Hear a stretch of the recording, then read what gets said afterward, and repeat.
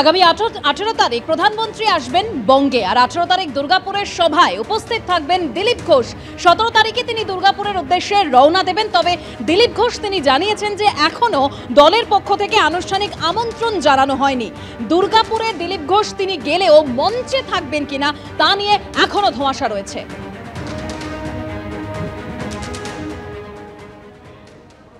এই দিলীপ ঘোষের ব্যাপারটা আলাদা দলের ব্যাপার, আমরা তো আলাদা দল, তো সুতরাং এটা অন্য দলকে কি কাকে ডাকবে তাদের ব্যাপার। কিন্তু এটা ঘটনা যে দিলীপ ঘোষকে যারা ডাকেনি, তো দিলীপ ঘোষের এবারের যদি সত্যি আমন্ত্রণ থাকে তো তার মানে তো দিলীপ ঘোষ যারা আগের বার ডাকেনি তাদেরকে উনি হারিয়ে দিলেন ফু দিয়ে, ফু যা এবার আমি যাব। তো এই তো দিলীপ ঘোষ সুকান্ত বাবুদের উড়িয়ে দিলেন। দিলীপ ঘোষকে আগের বার ডাকেননি, সুকান্ত বাবু প্রেসিডেন্ট ছিলেন, শ্রমিক বাবু জায়গা দিয়েছেন। তো দিলীপ ঘোষ একজন সিনিয়র বিজেপির, তাদের সঙ্গে আমাদের আইডিওলজিক্যাল ব্যাটল, আদর্শগত লড়াই। কিন্তু দিলীপ ঘোষকে তারা কোণঠাসা করতে গেছিলেন। দিলীপ ঘোষরা আবার আদি বিজেপিরা এখন একজোট হচ্ছে, দিয়ে যারা পরে এসছে বা তৎকাল বিজেপি যারা দল হাইজ্যাক করতে গেছিল, তো তাদেরকে এবার ফু দিয়ে উড়িয়ে দিতে নেমেছেন দিলীপ ঘোষরা। আমরা দেখছি, মজা দেখছি। শুভেন্দু অধিকারীর ডাকা 12 ঘন্টার খেজুরি বন্ধে বিক্ষিপ্ত অশান্তি।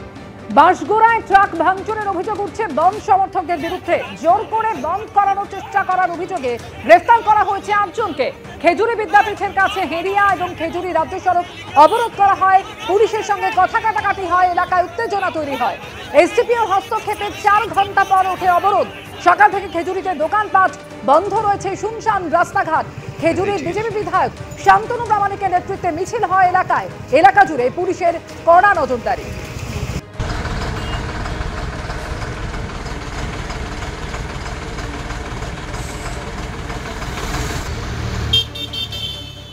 गत 12 जुलाई भोर बेलाয় খেজুরি থানা अंतर्गत কালমোড়ে 2 জন ব্যক্তিকে অস্বাভাবিক মৃত্যু হয়েছিল। 2 জন মৃত ব্যক্তির পরিবার পক্ষ থেকে আমরা অভিযোগ পেয়েছিলাম। অভিযোগ হিসাবে মামলা রুজু করা হয়েছে এবং তদন্তে পুলিশ নেমেছে। আজকে ডিসিজদেরকে আমরা পোস্টমর্টম রিপোর্ট পেয়েছি।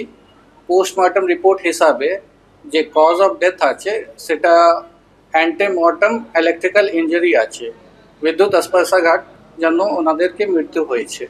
আমরা তদন্ত করছি, পুরো মামলাকে খতিয়ে দেখছি, and investigation is proceeding as per law and under close supervision.